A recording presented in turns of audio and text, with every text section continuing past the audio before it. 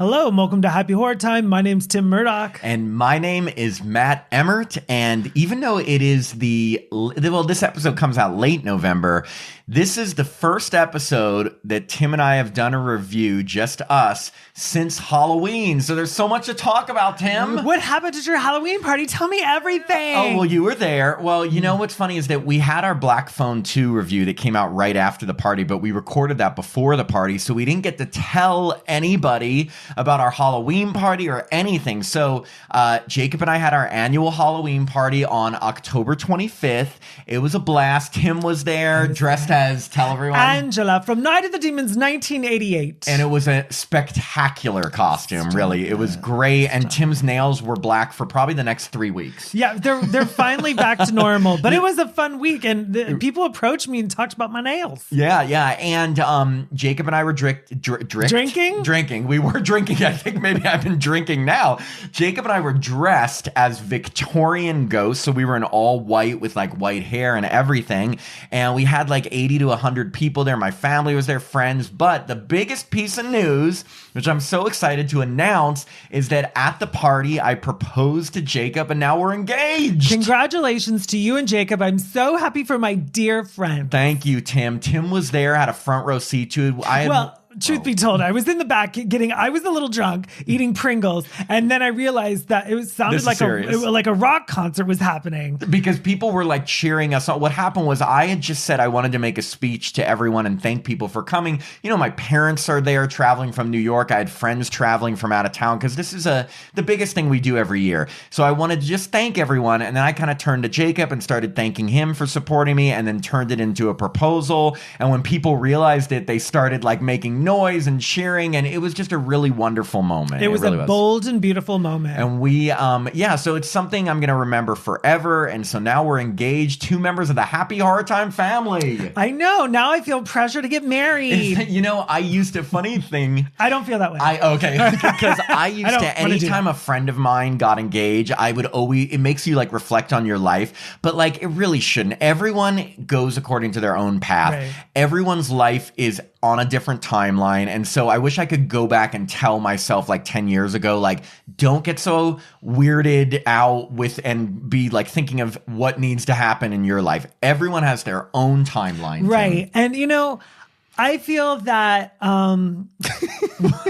you're gonna find your special person. That's or the maybe, thing. Like I sometimes I think when huge life changes, but I don't think it's a huge life change because you guys. I mean, it is, but it isn't because you've lived together and you've known each other for 7 years. We've been together 7 years. We've lived together for 5 years. So really, the only thing that changes is we'll get married and have a wedding, and then you'll wear jewelry, and then wear rings and be fully committed. On paper. Committed crazy. We'll be committed to an asylum. We'll be like in the eyes of the law. Right.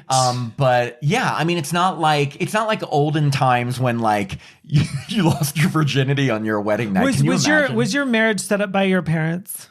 Oh, yes. They picked Jacob out. They were like, hey, because if we're going to be traditional, we're going to go gay. That's true. But what's it called when two people arranged marriage? Arranged marriage. Was your marriage? It was arranged, yes. Yeah, that's what my parents were like, if we're going to arrange this, we're not going to pick a girl. We're going to go cray-cray and pick a guy. Yeah. Wow, your parents are very progressive. Yo, me a Coke. Bingo. Anyway, so it was crazy. It was fun. All of our friends were there. It was a wonderful time. And so that was Halloween. Actual Halloween, though, all we did was give out candy. Oh, so did I. Yeah. And I dressed as a Twizzler. From Angela in... What if every year from now on you had to dress up as a famous Angela from horror? Next year, Sleepaway Camp. I would love to be Felissa Rose from Sleepaway Camp. I'd rather you be her when she has a penis at the end and is naked. What do you think? Well, she has a penis through all the time. You're right. That is true. No, it just comes on right there. Right. We totally just spoiled the end. So if you haven't seen Sleepaway Camp, come on, it's pushing 50 years old. If you're watching Happy Horror Time, you've seen Sleepaway Camp, and if you haven't, pause this episode. What are you doing watching this? Pause this episode, turn on Shudder or something, and watch it because it is worth it. I love that movie. Me too. I love it, and especially that ending song. It's beautiful. Oh, the Angel, but we can't sing it. Yes. So wait, I got off track. I was talking about actual Halloween, and then it's just so much has happened the last few weeks. Then it was my birthday, but that was very low key. Like Jacob and I went out to dinner, and then how Tim do you came top over. an engagement and a Halloween party? You can't. And that's the thing. We were exhausted. I was also hosting my parents for a week. My sister, brother-in-law, and nephew were in town. Between friends in town, the party, everything, I was exhausted. And so when it hit my birthday, Jacob and I went out to dinner, and then he got me a nice little cake, and Tim came over, had some cake. I ate that cake. And this shirt, you see this Children of the Corn Beautiful. shirt? And I love, you know why I love this shirt the most, other than it's a cool graphics? I love the color because I have no lime green shirts. Lime? What was Lame. this one? You got me. No, but what would you call this color? Or like mint. Mint. Chocolate chip mint. And Ice cream. Your shirt? The Exorcist. Reagan's eyes. Not Betty Davis eyes. I wish it was Betty Davis. You wish. So, yeah, so a lot. But like also...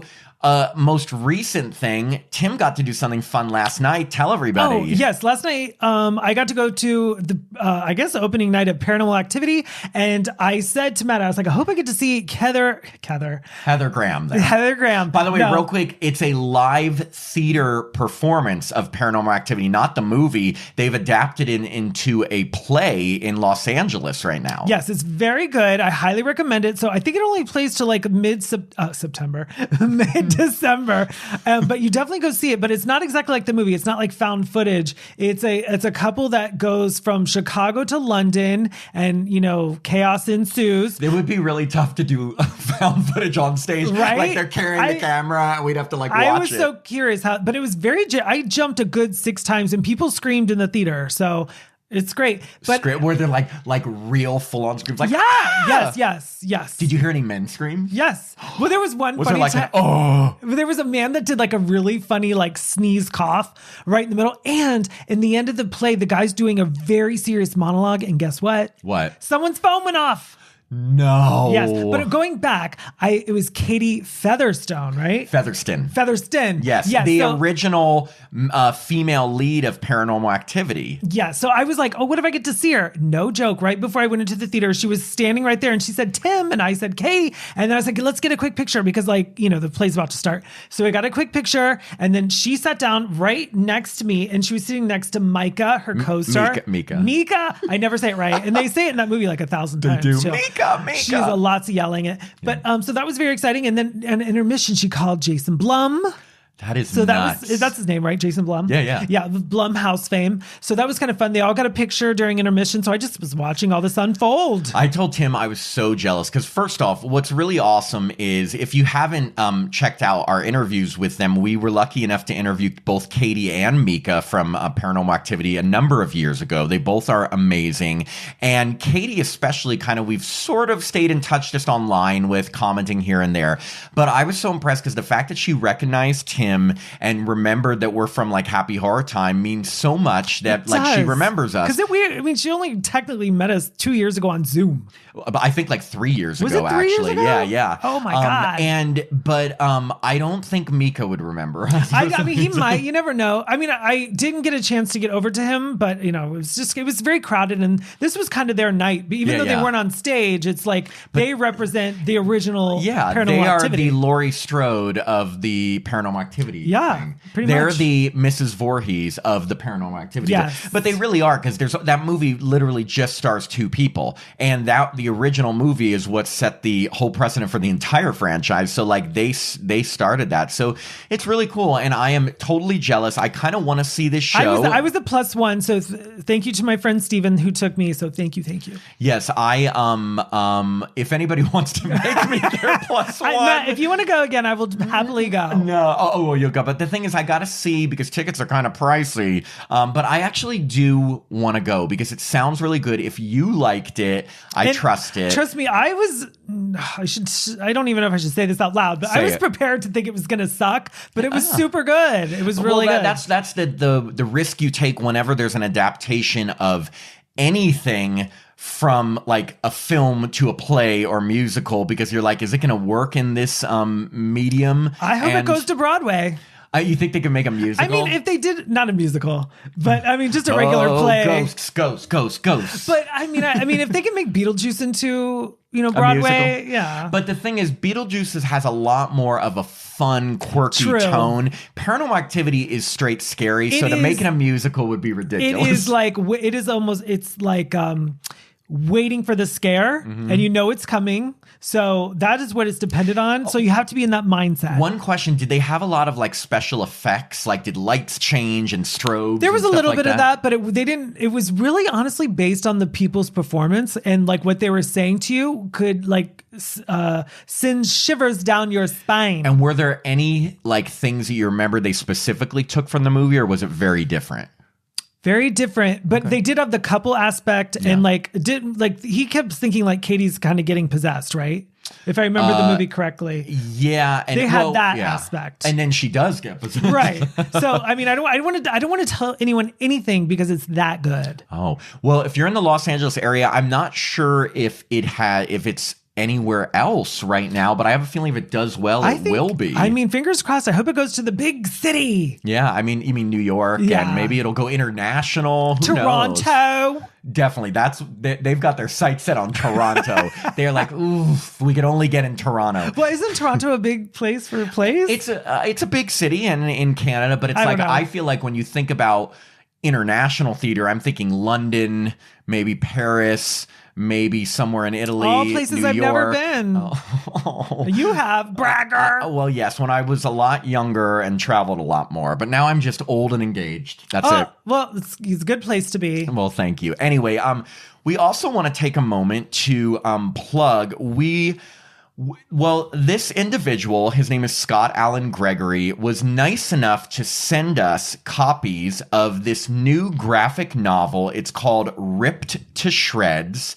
And if you notice on the cover, you'll see the likenesses of Russell Todd and Lauren Marie Taylor from Friday the 13th Part 2. Well, let me just tell you a little bit about this. He gave us some info and I wanted to plug this. We just got this, so we can't wait to read this. It looks awesome, and it's a graphic novel. And as you know, in a graphic novel, it's kind of like a comic strip, but in a long-form story thing. So if you're a fan of graphic novels, especially horror ones, I'm just giving you a sneak peek. And it's the people that did the best series in the world, Friday the 13th. Exactly. So Scott Allen Gregory is the adaptation director of Ripped to Shreds, and it's a period authentic graphic novel adaptation of Michael Johnson's Lost Slasher screenplay from 1980. So apparently there was a screenplay written in 1980. I guess it didn't go anywhere, and 45 years later, the script was found and turned into this graphic novel. So basically, since it was supposed to come out in the 80s, it's like fans of the 80s horror in some way, they can see like what might have happened in this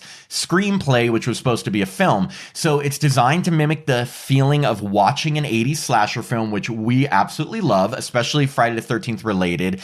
And it stars, I mean, obviously not the real people, but the 80s likenesses of Russell Todd and Lauren Marie Taylor from Friday the 13th Part 2. And I'll just give you a tiny synopsis of the story that we were given, because this sounds really fun and exactly like a movie we would be turning on today. Is there a curse on Shadow Hills? The legend is the stuff of campfire tales, the maniac with the metal claw, the three drunk girls who give him a ride, the fiery crash, and the lone survivor institutionalized for life. But could there be any truth to the decades-old story? That's what teenager Maddie and her boyfriend Richard and her cousin Sharon aim to discover as they investigate the supposedly haunted hills and the legends surrounding them after one of their friends is killed under mysterious circumstances. I mean, that sounds like every movie we love. I love it. Like it totally sounds like every movie. It's beautiful. It's a beautiful book, and at the end of the book, there are interviews with Russell Todd and Lauren Marie Taylor that were contributed by R.G. Henning. Now, if you're not familiar with that name, he wrote the Sackhead book, which was all about Friday the 13th Part 2. So he contributed interviews, and there's also an interview with the original Lost screenplay writer Michael Johnson, so you can hear about that. Anyway, we'll provide a link in the episode description for this episode as to where you can grab your copy of Ripped to Shreds, a new horror graphic novel, which we cannot wait to read. I thought you were describing my body. Ripped to shreds. No, that would be... shredded. My body's shredded. That would be old, flimsy, and saggy. No, I'm kidding. Wow. Tim has a great body. You're going to get it, bitch. You're going to get it, bitch. Tim is very in shape. Thank you. Everybody can see that for themselves, Tim. Okay, so there's a lot that we've gone through. So now it is time to jump into the movie we are talking about today, Osgood Perkins, Keeper. Wait, Tim, Keeper? I barely know her.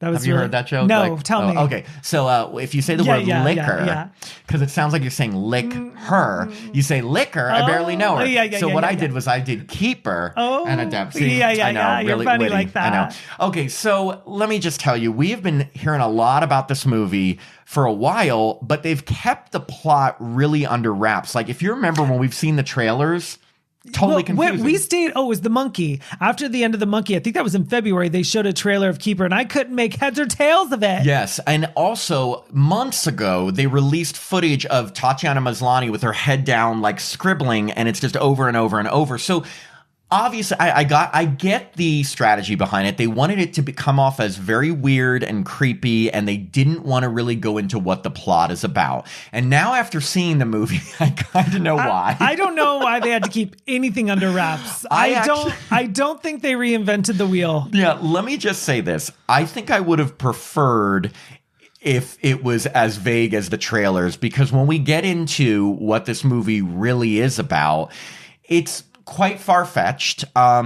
It's supernatural to the nth degree. And what I mean by that is, like, we often talk about how sometimes it's hard to get scared by supernatural movies if you're not like a full-on believer. But if there's only one supernatural element, like a ghost or a demon or a possession, you can kind of stand behind it. Well, if the supernatural entity is a ton of creatures that eat women so that men can stay alive forever. You just gave it away. It starts to feel like I don't know, an episode of some fantasy thing, you know? Yeah, no, I agree 100%. And like, it took a while to get to that big reveal. But the first twist that came was just that the couple that go out into the cabin is that he's married. No, he's not. No. Oh, he's not married? No. He was, but it's like a long time ago. I see. No. I thought that he was married. See, but this is what happens when a movie's a little confusing. Thank goodness we didn't discuss this. Yes. Okay. So we haven't discussed it. So we'll just jump into it because there's only two real stars of this movie. It's Tatiana Maslany, who plays Liz, and Rossif Sutherland, who plays Malcolm. And they are a couple. I guess they've been together like a year, and they are celebrating their anniversary. They're going out into the wilderness at his cabin. Everyone is surprised that she's in a relationship because I guess her relationship history is not so usually good. Doesn't last longer than a year. And I thought this whole aspect, being a single person, was much more interesting than the cabin and possible like ghosts being there. Yeah, let me just tell you that the conversations between Liz and her friend Maggie were really funny. I thought they were funny, and I would rather have seen those two ladies' relationship as friends more than what we were getting. Yeah, so I mean, this friend Maggie is very protective of her, and she's like, I guess she thinks it's weird that this guy's bringing her to a cabin like that, but the cabin's been in their family, so I didn't think that was that weird. Did you get a sense of how big the cabin was? And like, because he said there were no doors. He said only the bathroom has a lock on it. Yes, that's very weird. I thought that was weird. interesting. I was like, totally I don't know if I'd want to be in a place where I couldn't shut the door. Yeah, well, okay. Well, so we'll start from it. It builds very slowly. The first weird thing, but not supernaturally weird, is that Malcolm tells her that his cousin, deadbeat asshole cousin, lives across from them. And oh my God, I hope he doesn't show up. So of course he shows up, and he has this young model girlfriend who apparently doesn't speak a word of English. Well, she did. But she did, because the one weird thing, and right away I thought this was weird, is that Malcolm says there's a cake box on like the counter, and he's like, oh, that must have been left by the caretaker. And it clearly has like blood smudged all over. And like, I guess blood. I mean, we think it's blood, but I guess you could say, oh, maybe it's icing or something, but it looks like it's not right. Yeah, like I mean, I have a sweet tooth, so I probably would have eaten it too. Maybe not the way the girl in this movie eats it, but oh God. Okay, so first, the girlfriend of the cousin who doesn't speak English looks at Liz and looks at the cake and says, tastes like shit. Right. That was one of my funniest parts. The two cousins, well, first off, I thought they were brothers through the entire film until we walked out of the theater and you're like, they're cousins. Yeah, they're cousins. And I was like, okay, yeah, I was watching the movie. Tim, who also thought he was married, but like, I was making it my own movie. Tim was watching a different movie. There was plenty of time in this movie where your mind could easily wander. Oh, 100%. And also when a movie doesn't lay out the details in too obvious of a way, of course you can start to put the puzzle pieces together in your own way. So I totally get that, and I feel like if we watch it a second time, we'll catch more. I don't know if I need it. That's true. So another weird thing is that Malcolm is very adamant about Liz having a slice of this effing cake before she goes to bed, and she's like, I don't like chocolate, and he's like, oh, but you haven't had this chocolate. And right away I'm thinking red flag, not only because he's pushing so hard, but he didn't eat a piece of the cake. Well, that whole scene was so weird to me because like he didn't cut out two pieces, like one for him, one for her. He just got one plate for her and was pushing it on her, and I was like, I hope whoever I meet next to date doesn't push. Actually, I would probably like them because they did do that. But the number one thing to always think about, and this is a warning to everybody, but I feel like this should be obvious, is that if someone you maybe don't know well enough or maybe don't trust well enough cooks something or makes you a drink and doesn't have any of it themselves, that's a red flag. It's poison. There could be something, a drug, anything, make them take a bite. But oh my God, we totally forgot the beginning sequence. How do we not think, before we even get to the couple, the whole beginning of this movie is a sequence of many different women through many different time periods. And it's shots of them first looking like they're happy and kind of flirting with someone, then slowly getting more scared, then screaming with blood all over their face. It was a series of different time periods, different nationalities. But actually, if you saw the trailer, you saw all this. And that's the thing. I was like, oh my God, the movie's starting with the trailer. Pretty much. Pretty much. And I actually thought, like, going into this movie, I was like, oh, this will come into play more. Not really. You find out what happens to the women, but you don't get any more. You don't get a backstory on any of these women. Not of the women, just that they were all used for the same purpose. Yeah. So, so Liz has some of the cake, but then and I will say this was a creepy type of scene. She wakes up in the middle of the night, and first you see like something, like the form of something behind her. And truthfully, that I think was the scariest part of this movie. Oh, really? Remember when when she wakes up and there's like the form of some sort of creature watching her, but you don't see it; it's from far. I don't think I was scared at all. I mean, no, actually, the part I was scared the most is when, I'm jumping a little bit, is when the cousin showed up and he's like, open the door, because we knew. Because that's a real person. That's a real person. For some reason, like, I almost would have been more scared if the two cousins were just, they obviously were murderers. Bad. Yeah, they both were murderers, but I don't even want the supernatural element at it at all. I totally get it. So Liz, she walks, and then it's like the cake has put her under a trance, because and I just have to imagine how uncomfortable it was filming this scene for Tatiana Maslany, because she then starts grabbing the cake with her hands and eating it all as she's having visions of the women that we saw screaming covered in blood. Well, the interesting thing is that she was sleeping. She got up in the middle of the night and then ate the cake like... all of it with her hands. For someone who doesn't like chocolate. I've got a question for you. When she was taking apart the cake, there were like things in the cake. What was that? I thought they were teeth. I thought they were like fingers, but I couldn't quite But tell. she didn't seem to care. And I knew that as she was eating it, she was getting more possessed. She was getting more and more possessed. Anyway, we get to the next day and she's having strange visions. She has, and this was like so trippy. She imagines, well, first we get a quick scene of it literally looks like the model girlfriend from the last night who doesn't speak English. It looks like she's trying to get away and get an Uber, and it literally looks like something in a tree eats her. Didn't it look like yes, that? Absolutely. And I was wondering if you thought the 1990 movie called The Guardian, which we saw together, where the nanny feeds babies to trees. Wait, do you remember this? that? You saw it with me. Who's in it? Oh gosh. I don't know who any of the actors are. I think it was like Richard Gere's wife, Carrie Lowell.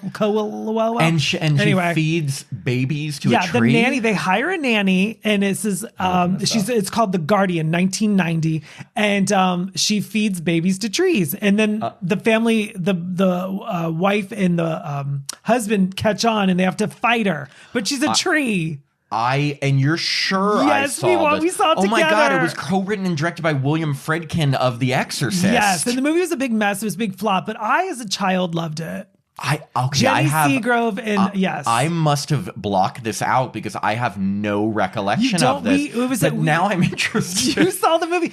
We saw it was a series. We saw like 6 movies in a row, and like it was like a from that marathon. Yes, we saw a marathon in The Guardian. I think I fell asleep during some of that marathon. Matt, no. I love though that it was directed by the William Friedkin, because obviously we all know The Exorcist. But anyway, yeah. So we see this woman, no explanation. It looks like she literally gets eaten by something in a tree.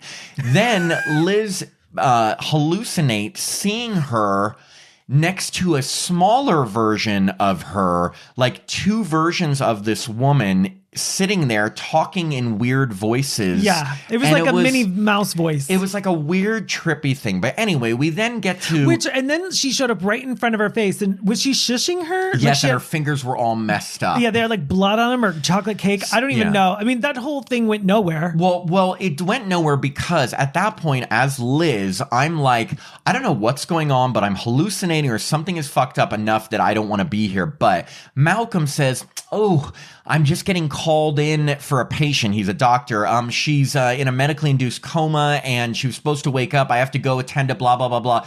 Are you good at the cabin all day by yourself? And she's like, yeah. And I'm thinking, no, you're not. Right. Like, cause she ate a whole cake. And then he looked over at the trash can and all the cake was in the trash, like the rest of the cake. Yeah. So you knew he was involved in something sinister because obviously any normal person would have been like, babe, why did you eat the entire cake? I kept waiting for that conversation. I was like, why isn't he saying like, hey, for someone who didn't like chocolate cake, you sure ate all the cake? And now you're acting weird and seeing shit. But anyway, he leaves. She calls her friend Maggie, who's like, girl, he has a wife and kids and a family. He's not being called in for doctor stuff. Okay, thank you. Because like I heard that and I thought... She's right. I was like, yeah, that's a reality, but it wasn't. At that point in the film, it was a possibility because we don't know what this guy is keeping from her, but he's keeping something from her, and it has to do with chocolate cake. Oh my gosh. It has to do with chocolate cake. Thank you for straightening that out for me because I thought he really did have a family. No, in the that city. was the thing is that who knows what he was doing. He definitely could have not been doing his doctor duties. Maybe he was getting his next target or dating his next target. So he could have been doing something, but the wife and kids was something from way, way, way past. Well, I just want to say this. I thought both actors, the guy and the girl, Liz, were fantastic. Like they kept my interest. I mean, granted, the movie was going nowhere for me. It was like teetering on like, look at the scenery of this beautiful house. Here's a vision of something. Yeah. That's it. It was very slow. I was trying to analyze everything. I was like, okay, this means something. This means something. This means, and then... You know, the thing is that when this movie was advertised, it's like a dark trip by Osgood Perkins. It's nightmare fuel. Like I was hearing all these amazing things about it. But like you said, I wasn't that scared throughout. No. Like there have been a million movies that have gotten to me a lot more than this one. To me, they had her having so many visions and then she would either wake up or snap out of it. And I've seen that a million times, like flash something scary and then someone wakes up. Like I loved Longlegs and I was expecting this to be like kind of like, ooh, eerie, like Longlegs. And it just, none of that was happening. And I can't really blame him because he didn't write it. But directors are pretty involved. But look, and that's the thing. I really liked Longlegs and I loved The Monkey, two very different movies. And then there's this movie. So I was thinking, okay, this is going to be different too, but I bet this is going to be really fucked up. Like I was ready for something really fucked up. Anyway, let's get to there's some fucked up stuff. But... So after she's alone for a while and the cousin comes over and he's kind of not expecting to see her. And we have this weird scene where she's feeling uncomfortable with the cousin there. She locks herself in the bathroom and he gets a meat cleaver and he looks like he's trying to follow her and kill her. He's walking up the stairs. And then and then she's like, okay, like she didn't have her phone on her because she left it in the basement. And out of nowhere, something, and at this point we don't know what, like decapitates the cousin. Right, but she doesn't know that. No, she doesn't know that. But it's so quick that even me, I had to ask Tim and our friend Hiko who went with us. I said, did the cousin get killed? And I think it was you or Hiko said, yeah, his head got pulled off. His head was barely holding on to like his neck. Like it was ripped off just enough. And then like it looked like he was going upside down up to the roof of the house. It was so quick. Happening. We didn't quite know. And she stays in the bathroom. Finally, Malcolm comes home and she is like, she's been trying to call her friend to pick her up because finally she's like, too much weird stuff is going on. She can't get a good connection and with her friend. Okay, I'm so glad you brought up the connection. When she's having that conversation with her friend, but like you hear glimpses like, it's your fault. It's your like, was that just all part of like the brain? You know, who fucking knows? Okay, like to be honest, at that point, it's almost like they could you can make any excuse in a supernatural movie that, oh, it's supernatural stuff. Who knows if that was messing up the Wi-Fi signal or what, but they wouldn't let her leave. So anyway, Malcolm gets home and she's like, I want to go. I don't like this. Things are weird. Where were you? Blah, blah. This is when, and I can see why you got confused. She finds a picture of Malcolm with what it looks like a wife and kids, but it looks like it's taken in like 1880. Yeah, no, okay. So right when I saw the picture, I was like, okay, this isn't current day. Yes. This is like, and then I was like, oh man, he's from the past. Tim and then I called was like, oh, he's collecting women up to the cabin for eternal life. So Tim knew right away. He actually turned to me and said that, and I was like, mystery over. I was like, shh, popcorn. No, you weren't. No, I didn't do that. I didn't do that. You're totally right. No, at that point, I think I was so bored I didn't even care. I know, I was like... so then what proceeds is she's like, who is this? Is this your family? Like, and why does it look like it was taken a century ago? He then proceeds, in all horror movies, you have the big killer monologue. Well, in this one, we get a whole story. Oh my gosh. She sits down and lays back and she's scared and crying. And he's giving a monologue for like an acting class. Yes. So basically he says, and it's just too much story at this point. When he was a kid, him and his cousin found some crazy woman that was trespassing on their property. Apparently she was a witch. Right. And they do a cut, like a flashback, and it's her as the old lady. Well, but that's what they said. He said, and she looked a lot like you. It was her. And in the flashback, well, yes, that Tatiana Maslany, the actress, is playing her because apparently she looked like her. So anyway, they captured this witch, kept her in the barn, and she was pregnant and gave birth to a bunch of weird creatures. That's all we get from it. Weird creatures. It was like they showed the umbilical cord and it was like this, steaming. Yeah, I was like, I don't know what that is. It looked like alien-like. And so then they shoot and kill the witch. And apparently these demonic, horrible creatures made a deal with these two young boys, like, continue to bring us female sacrifices and we'll give you eternal life, and you'll, I guess, never age past a certain age, because this happened centuries ago. Oh my gosh. But at the same time, they did age because they were kids when that happened, and now they're adults. Right. And maybe they picked an age to stop aging at. When his cousin's girlfriend, the model, I'm just going to call her model. She was really pretty. Yeah. She had like the fur coat on. Did we talk about how she was sucked into a tree? Yes, we did. Okay, because I mean, brought the whole Guardian conversation. Oh, that's right. Never mind. I'm here too. I'm here sitting at this table. I gave Tim some chocolate cake before this. He said eat it all, and I did. And Tim's like... No, but I'm just saying, like, that never came into play. Like, Liz never got to find that girl in the woods. Like, wait. She did peek out the window, and she was looking at the trash. Yes, she saw a face in the trash. Yes, and it was her. And looking back at the entire film, when she did see the model's white face in the trash, that was the one time I was like, oh, this movie's got something.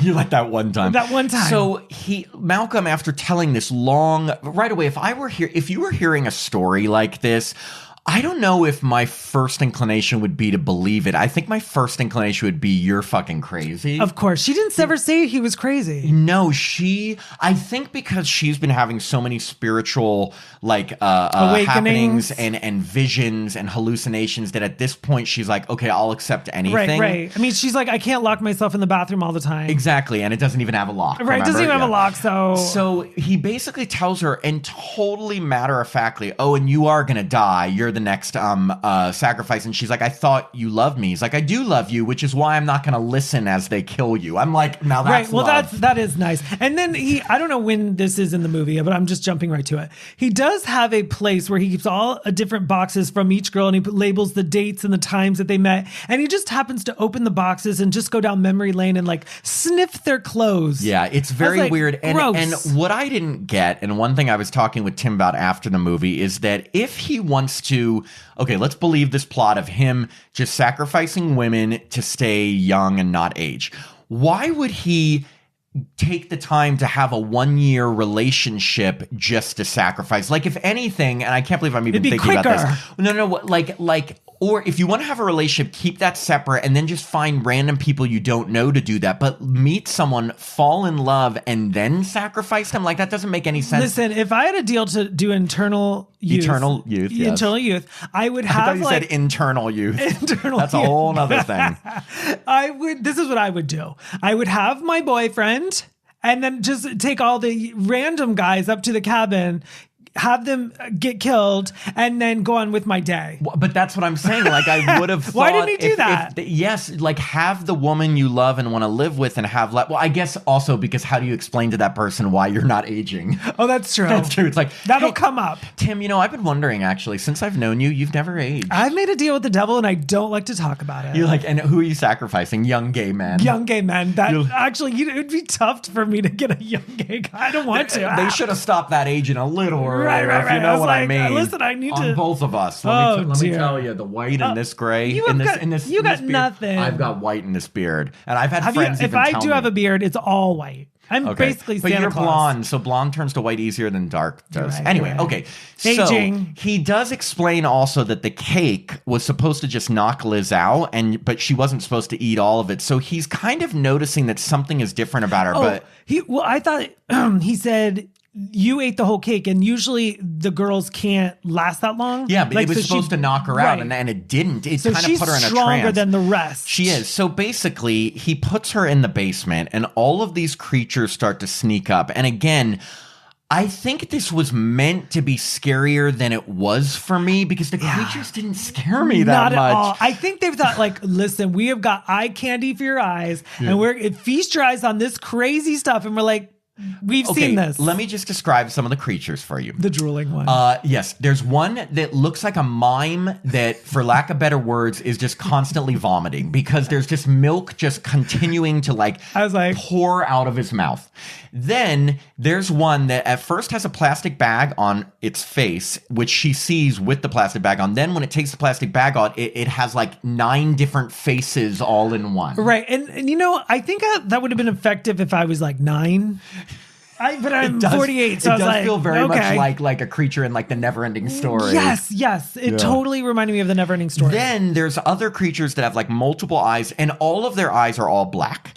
But the vomiting weird ones, I'm just like, what the fuck is this? What's going on? It wasn't what am working. I watching? And then like what was so weird to me is like she's leaning up against the wall, and there's one that she's kind of looking at, but there's another one like crawling down the stairs. I was like, why isn't she looking over at the crazy one coming down the stairs? Like she didn't look over. I'm like, look at that. That's given nuts. up. But all the creatures come to her, and they start kind of clawing at her, and she starts screaming, but also laughing. And at first you're thinking, oh my God, they're killing her, just like all of the women that we saw flashes of in the beginning. But remember, the one big plot point to keep in mind, if you're following this, is that the original witch who gave birth to these creatures looked just like her. So these creatures recognize that, and I think, oh, she's either their mom, or like a reincarnated figure to mom, or a descendant of the mom, or something. And they end up, we don't find out, and the guy goes to bed. Malcolm goes to bed. Well, the next day he wakes up. Oh, that was kind of clever of the movie, because they show him in bed and they show him aging. I was like, oh, that's cool. And suddenly he's aging like, I don't know, 60 more years or something.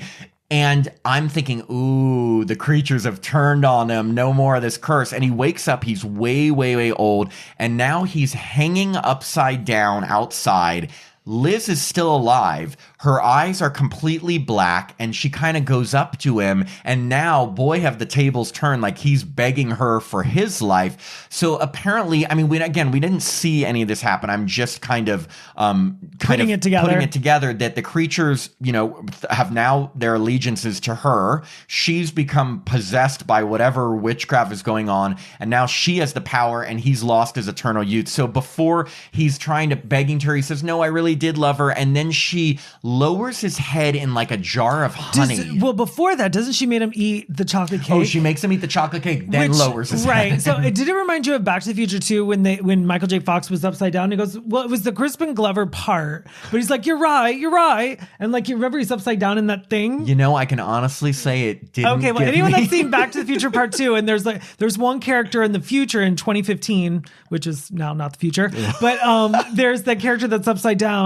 it's supposed to be Crispin Glover's role. Oh, Anyways, that's what it reminded me of when I was watching that guy about to get his head dipped in honey. All I was thinking of was Winnie the Pooh and honey. Or that. Because it was just such a weird thing. And also, like, was she giving him the cake the cake is supposed to drug you, but if she was just going to drown him in honey, why did she need to give him the cake? I think it was just one of those gross outs. Like you forced me to eat it, now you're eating it kind of thing. Because that was really gross. But how long did that scene go where Liz was giving the old man the chocolate cake? Like I looked at you and I was like, okay, we got it. This is just gross to watch an old man eat upside down. But there was a lot of, I will say, nauseating scenes in here because first off, when you're anyone eating a full cake and like licking it off their hands, it's tough to watch. The vomiting creatures was really gross to watch. But and then the vomit or the drool or whatever was CGI. Did you notice that? To me, it looked like milk was just coming out, but I assumed it was CGI. It wasn't like a series of real milk. So weird. And then she walks away and that's basically the end. And you have to assume that I guess it leaves it open-ended. Is now she going to need to sacrifice people to stay young? Is she possessed? Keeper 2 I would go see because Keeper 2 more keeping because she'd be luring up hot guys up to the cabin and that might be more entertaining. I mean, it would be interesting to have a different power dynamic, but let's talk about is there any real meaning behind this film or did Osgood Perkins make it just to have something weird and creepy? Right. Like, hey, we're going to show you a lot of images that are totally effed up, but for some reason, you and I have seen so many movies that I wasn't that effed up. I know, me too. I mean, I agree with that. It was the silly. Only thing that I got from this, and this is me going really deep, and I don't know if this is what it meant from it. I'm just thinking if there was some sort of meaning is that maybe it was supposed to reflect the power struggle between men and women and how men a lot of times will take advantage of women for their own self-interest. So it's a very, very deep look at a movie that probably wasn't that deep, but there is a reason that it's two men constantly sacrificing only women and they're getting to be young as these women lose their lives. So I definitely think it could reflect that, but at the same time, I don't know if it was fully trying to make that point or if it succeeded. I mean, I guess it did because I figured that out, but I don't know. Maybe I'm looking too into it. I didn't look too deeply like the way you did. I looked at it as like a revenge story. Like those two kids literally shot that pregnant woman in the head which was messed up. So now cut to today, she's like flipping the script on them and then getting revenge on those two kids. Do you think that Liz in present day is like a descendant of that witch because they look so alike maybe? And that's why she's different and has more power? What was the whole thing when she was leaning down into the water and she found a locket? Who was in the locket? Oh, I think the old woman. Oh, okay. Or sorry, not the old woman, the witch woman. That looked like so basically it's witch getting revenge. Yeah, I mean, I'm thinking, but that would mean that the witch, I can't believe I'm even thinking about this, would have had to have other kids who then had more kids and the ancestry went down to Liz and she's related. Or it could just be that she looks a lot like her. We've seen that before. What was a movie where it's like, in Friday the 13th, I can't believe I'm coming up with this, the remake. Remember when he finds the locket and he's like, you look like Jason's mother, and that's why Jason spares her? Right. Same and he keeps her in a cave. Literally, they copied Friday the 13th, They 2009. Really did. No, it's such a crazy thing. But the other thoughts on this movie were, I walked out, I wasn't that entertained and I wasn't that impressed. And look, there are a lot of people that are saying this is a masterpiece and it's so creepy and whatever. I just don't agree. It didn't hit me like that, and I'm glad it didn't hit you like that either. No, but I thought there were really good performances. When he started giving that monologue, basically telling her, you will be, did he say, you cannot leave here, you'll die? Yeah. I thought her reaction was genuine. She's frozen and crying. I thought Malcolm Sutherland, who Malcolm's the name, Rossif. Malcolm was his name in the movie. Malcolm, But Malcolm and Liz I thought they were very strong actors. So if anything, I saw two very good performances. Yes. Even the special effects and everything did not blow my mind for some reason. No, I would 100% agree that both lead performances were incredibly strong. I have loved Tatiana Maslany since she was on the show Orphan Black. She was a cloned woman, so she had to play 7 different versions of the same person, but each of them had different characteristics and she was so good. I remember thinking this was 15 years ago, I remember thinking this is an incredible actress, and she hadn't been in a ton of films. Well, now obviously she's Osgood Perkins is leading lady. lady because she's been in a bunch of films. She's going to be in his next one.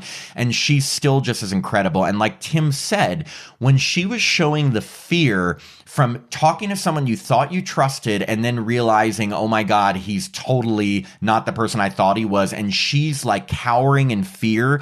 That was really impressive because you got to really get yourself terrified to show that kind of fear. Absolutely. And you know, he's pretty easy on the eyes from Orphan First Kill. Yes. And he is Kiefer Sutherland's half brother and Donald Sutherland's son. I didn't notice, but I've seen him in a lot, like Orphan First Kill.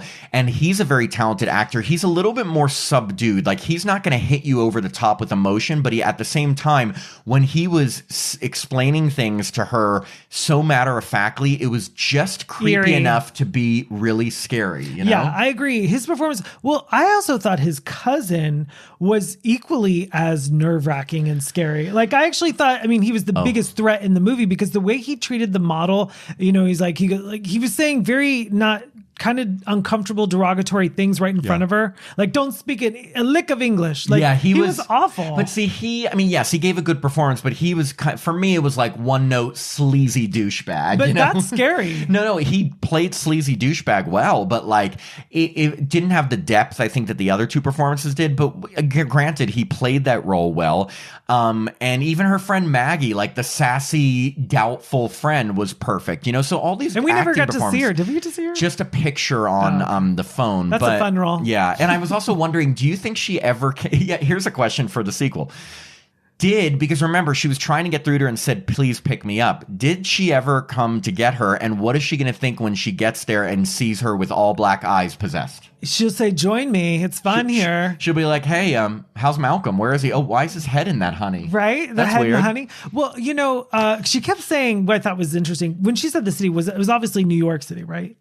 Yeah, I think this is meant to be like upstate New York or somewhere outside. No one has a car in New York City. Well, I mean, some people do. But I mean, like when she's like, just get a car and come pick me up. That's a huge ask. Yeah. I was like, if it was New York, I mean, I think it was New York. Now that I think about it, it's not that they ever said it. We always think like the city equals New York, but it looked like it was cold, so it's got to be East Coast. And who knows? Maybe it was outside of Boston. You know, other than what city this was in, another thing to figure out is there anything that this movie is saying about relationships? You know, again, I'm just trying to see if there's more meaning to it. And maybe I'm searching for something that doesn't exist. But like, there's the trust factor and whether you can really trust someone and whether they're really taking advantage of you. And sometimes it does take a while to know if you can trust someone. Now, I've never faced someone who's trying to sacrifice me for eternal youth, but maybe that was a metaphor for something else. Well, I also felt bad because she was like, just take me home. Just let's leave. And then like, I didn't like the way he was like, oh, let's open this bottle of wine. Like I was getting annoyed. I was like, just take her out of there. She's clearly not stable. And also if I'm taking someone to like my family establishment and they're uncomfortable, then like you should leave. Like it wasn't like she already was like at the mercy of him because I think they only had the one car, right? Mm-hmm. So she couldn't leave. And if she's that uncomfortable, but obviously like question for you, did you know he was bad from the beginning? I started to think he was bad when he wasn't really sticking up for her after the cousin left and he's like, eat this pie. Like I was like, oh, he's bad the news. Cake. Yeah, I just said pie. Cake, pie. You want some pie. I thought so too. I thought from the beginning, at the trailers, I will say this on the trailers, because some of the trailers switch, like remember that trailer that you have Liz and it's her saying the monologue of, oh, I think he's a keeper. Then it switches to Malcolm and him saying the monologue. Part of me thought, is this movie going to be some sort of like they're both bad, role reversal, they're both trying to get each other? There was a reversal at the end. But that's almost like the person who was the victim regaining the power and now taking it out on the aggressor. But I thought maybe both people would be bad in this movie. I don't know. It's just so weird. I think that people will enjoy this film who have never seen a film. All three of those people. Right. I mean, so the Amish population might enjoy this. I'm just saying, like, if you haven't seen a lot of these films, you may be like, oh, this is something new and original. But that I think agree for with. you and I, we've seen a lot of things in the same kind of universe. Yeah, and you're right. If you're not a horror person and let's say you get dragged to this movie by friends, maybe this will scare the shit out of you. It possibly could because there are some scary scenes-ish, not so much for people like us. But I think what I would say about this movie is that it's tough because we often talk about rewatchability. And for me, I'm not that interested in seeing this again. Whereas The Monkey and Longlegs are two movies we own The Monkey and I want to own Longlegs because I really enjoyed both of those. No, I like Longlegs to a point because the ending's a little silly with the dolls. It is, but right. I do love Monkeys, Alicia Witt. I do love her at the ending, yeah. But all of the Monkey to me is silly. I loved it. I mean, but I think it's good. Horror, but like, yeah. But yes, but it's like, but there's a rewatchability factor. You can enjoy it. Like this one, like, This is what I'm gonna say, Matt. Tell me.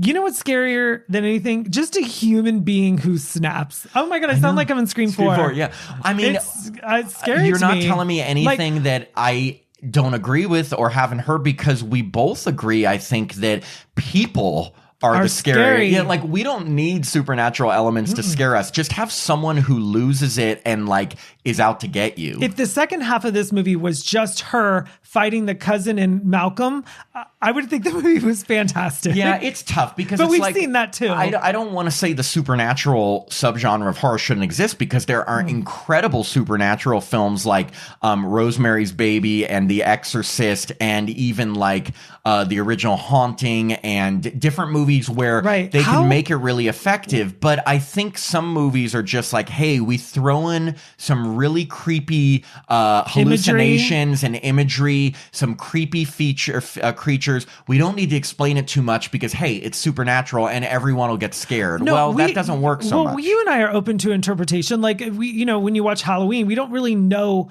why is Michael Myers nuts, And that's okay though, because he still is, and he's still coming to kill people, and that's enough to make it scary for me. Exactly. So why didn't this movie work? Why didn't it work, Matt? I think that they tried to introduce a lot of story elements with the witch and her creature things, but they didn't fully explain them, and then suddenly they just threw all these creatures in. Right. And there was one time where I think she was sitting on the bed, and like one of the creatures' heads like zoomed up like this, and I was like, "Where's this going?" But again, it's like, and they had a creature climb up the walls. Like, I get it. In most movies, that's scary, but since we've seen that a million times, I need more than that. I want to know. Like, I would have liked to see a movie about the witch from the olden times and her creatures and where she came from and why. Like, notice that they never explain why did she birth creatures. She was human, wasn't she? Or if they did take out all the creatures entirely and just him saying like, I have internal youth.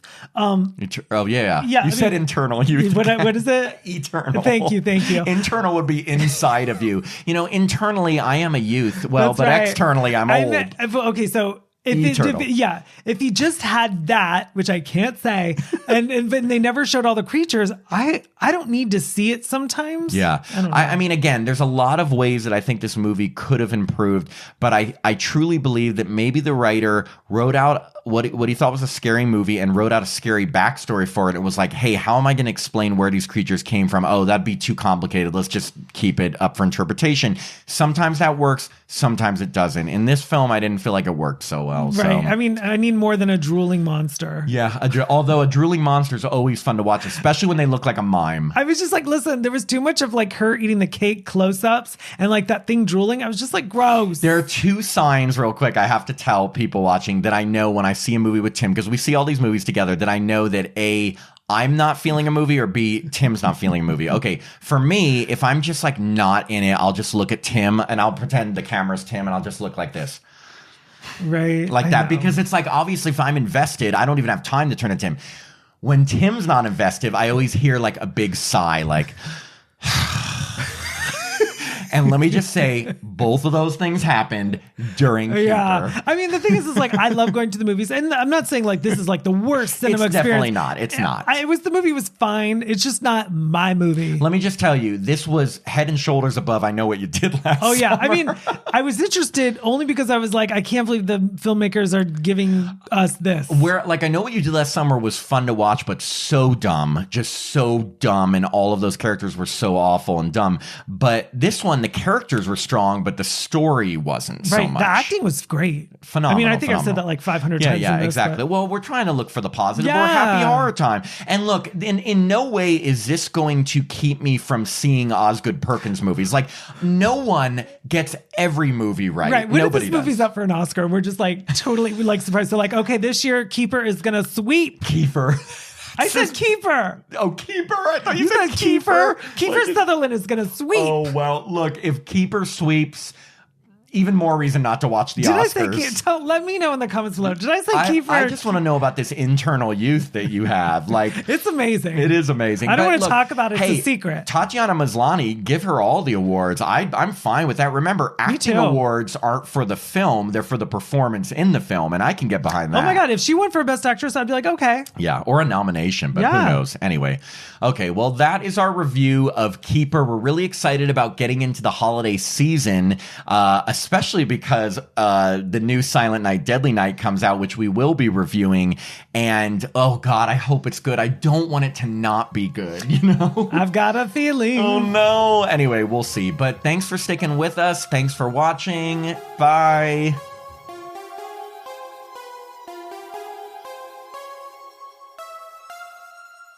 Thanks for listening to another episode of Happy Horror Time. If you'd like to support the podcast, please sign up to be a patron at www.patreon.com/happyhorrortime.